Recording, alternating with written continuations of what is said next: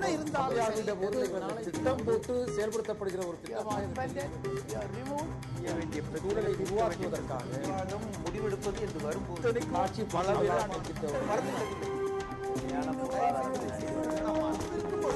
எதிர்த்து பேசிட்டு நேர்பட பேசி தொடர்கிறது.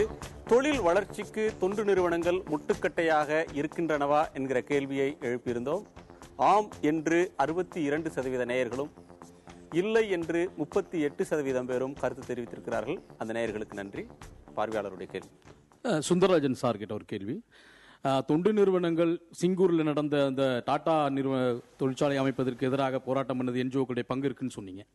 அங்கதான் சந்தேகப்பட வேண்டியதா இருக்காத மக்கள் நினைக்கிறாங்க. ஏன் வெளிநாடுகளில் இருக்கிற முதலாளிகள் இங்க தொழில் தொடங்குற பொழுது அதற்கு எதிராக என்ஜிஓக்கள் போராட்டம் பண்ணல? இந்திய முதலாளிகளும் இந்தியா சார்ந்த மக்களும் முன்னேறக்கூடாது இருக்கிறதுல அவங்க கவனம் இருக்கிறாங்களா? அடிப்படையில் அப்படியெல்லாம் ஒன்றும் இல்லைங்க. அதாவது டாடா இந்தியன் கம்பெனியா இருக்கலாம். இன்னைக்கு கூடங்குளத்தில் இந்தியன், அது ஃபாரின் இதுதான். அது ரொசாட்டம்னு இன்னொரு ரஷ்ய நாட்டு கம்பெனியோட ப்ராடக்ட்ஸ் தான் அங்கே இருக்கு. அதில் தொண்டு நிறுவனங்கள் போராடுறது அந்த பகுதி மக்களோட வாழ்வுரிமையை பாதுகாக்கிறதானே தவிர அவங்களுக்கு இது உள்நாட்டு முதலாளியா வெளிநாட்டு முதலாளியாங்கிற அடிப்படையான அந்த மாதிரி பார்வைகள்லாம் இல்லை. இந்த தொண்டு நிறுவனத்துக்கு அப்படிலாம் இல்லை. அடுத்து ராகவன் சார் அவர்களுக்கு சார், 43,000க்கு அதிகமான தொண்டு நிறுவனங்கள் வெளிநாட்டிலேருந்து பணம் வாங்கிட்டு இயங்குது அப்படிங்கிறீங்க. அப்படி இங்கே இயங்குற ஒரு சில மத அமைப்பு சம்மந்தமான அமைப்புகள்லாம் பார்த்தீங்கன்னா நிறைய குழந்தைகள்லாம் காமிச்சு இவங்களுக்கு தொண்டு செய்கிறேன்னு சொல்லி நிறைய பணத்தை வாங்கி அவங்கள வளர்த்துக்கிறாங்க. ஆனால் அந்த குழந்தைங்களுடைய நிலைமை என்ன ஆகுது, என்ன எதுவுமே வெளியே தெரிய மாட்டேங்குது. இது போன்ற அமைப்புகளை கண்டுபிடிச்சி அவங்க குற்றம் நிரூபிக்கப்பட்டால் அதை தடை செய்யறதுக்கு ஏதாவது வாய்ப்பு இருக்கா?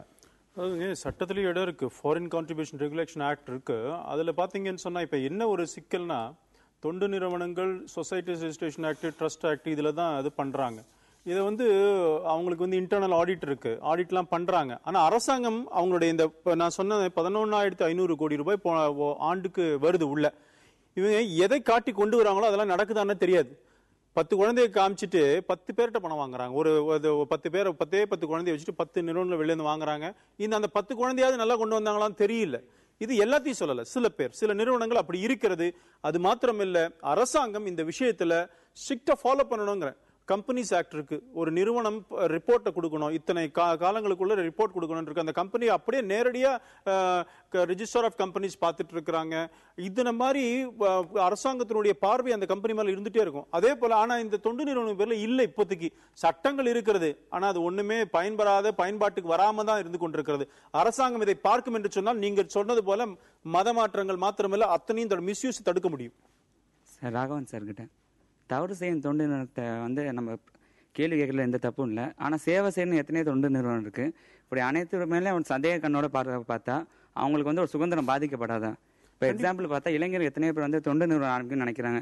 அவங்க சம்பாதிக்கல, பாதி சமுதாயத்துக்கு செய்யணும்னு. அப்படி நினைக்கிறவங்களுக்கு அவங்க சுதந்திரம், அவங்களோட செயல்பாடு தடுக்கப்படுது. உண்மையில நீங்க சொன்னதும் கரெக்டான விஷயம். இது போன்ற தொண்டு நிறுவனம் இன்னைக்கு ஐபி சொன்ன, உளவுத்துறை சொல்லுகின்ற சில தொண்டு நிறுவனம் காரணமாக தான் மீதி தொண்டு நிறுவனங்களுக்கும் கெட்ட பேர். இது புரிஞ்சுக்கணும். அவங்க இவங்க பண்ற வேலையினால மற்ற பேருக்கும் கெட்ட பேர் கொண்டிருக்கிறது. நல்ல வேலை செய்யறவங்களுக்கு, மக்களுக்கு வேலை சென்று கொண்டிருக்கிறவங்க கூட இப்ப சந்தேகம் தான் மக்கள் பார்க்க ஆரம்பிப்பாங்க. அதனால எல்லா தொண்டு நிறுவனங்களையும் சொல்லல, ஆனால் இது போன்ற தொண்டு நிறுவனங்களை கண்டிப்பாக அரசாங்கம் செக் பண்ணணும், அவங்களுடைய நடவடிக்கைகளை கவனிக்கணுங்கிறது தான் நம்முடைய பாயிண்ட். நிறைவாக திரு ராமமணிவண்ணன், இதுல 7 நிறுவனங்களை சொல்லியிருந்தாலும் கூட 2 தொண்டு நிறுவனங்கள் மனித உரிமை தளத்தில் பணியாற்றக்கூடியவை. ஒன்று அம்னஸ்டி இன்டர்நேஷனல், அதுவும் ஐபி ரிப்போர்ட்ல அரசாங்கத்துக்கு எதிராக வளர்ச்சிக்கு முட்டுக்கட்டையாக இருக்கிற நிறுவனத்தில் ஒன்றாக அம்னஸ்டி இன்டர்நேஷனலும், மக்கள் சிவில் உரிமை கழகம் சொல்லப்படுற பியூசிஎல். அம்னஸ்டி இன்டர்நேஷனல் உலகம் முழுக்க பொது மன்னிப்பு சபைன்னு சொல்லி இலங்கையில் நடக்கிற இனப்படுகொலைக்கு ஜெனீவால நீதி கேட்கறதுல இருந்து மரண தண்டனை ஒழிக்கப்படணுன்றவர்களையும் பேசக்கூடிய ஒரு அமைப்பு. அவங்க பெரும் அளவிலான மக்கள் போராட்டத்தை திரட்டினாங்க அப்படின்னு சொல்ல முடியாது. இந்த 2 இவற்றையும் அந்த பட்டியலில் சேர்க்கிறதுக்கு பின்னாடி என்ன நோக்கம் இருக்கு? இவர்கள் பியூசிஎல் பொறுத்தவரையில போஸ்கோ, இந்த வட மாநிலங்கள் நடந்த நிலக்கரி மற்றும் நிலத்தை எந்த விதமான ஒரு கட்டுப்பாட்டுக்கும் இல்லாமல் அவர்களுக்கு வெளிநாட்டு நிறுவனங்களுக்கு அரசாங்கம் தாரை வார்த்து கொடுத்த போது கூட அவருக்கு எதிராக நின்றவர்கள், அதற்கான உள் விசாரணை நடத்துவதற்கு நிறைய முயற்சிகள் செய்தவர்கள். இதை வைத்துதான் நான் இதை சொல்லும்போது ஜனநாயக ரீதியாக மனித உரிமை பற்றி பேசுபவர்கள் இவர்கள். அம்னிஸ்டி இன்டர்நேஷனல் உலகளவில் பேசணும். அவர்களை பற்றி குறை சொல்ல முடியாது. அவர்களுக்கு உலகளவில் மிகப்பெரிய ஒரு மரியாதை என்பதை விட அவர்கள் நிறைய மரண தண்டனை பற்றிய விஷயங்கள் மட்டுமல்லாமல் கூட அடிப்படை மனித உரிமைகளை பற்றி நிறைய எடுத்துரைக்கிறார். ஆதலால் இந்த ஜனநாயக விவாதம் என்பது இத்தகைய ஒரு எங்கெல்லாம் ஒரு மனித உரிமை போராட்டங்கள் இவை அனைத்தும் பொருளாதார ரீதியாக மட்டும் பார்க்காமல் சுற்றுப்புற சூழல், அவர்கள் இயற்கை, நீண்டகால பணியில் அதைத்தான் ஒரு உண்மையான ஒரு வளர்ச்சிக்கான ஒரு பொருளாதாரமாகும்.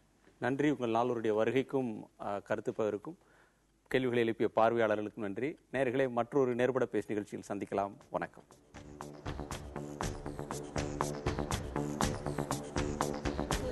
திட்டம் போட்டு செயல்படுத்தப்படுகிற ஒரு திட்டமாக வேண்டிய சூழலை உருவாக்குவதற்காக விவாதம் முடிவெடுப்பது என்று வரும்போது ஆட்சி பல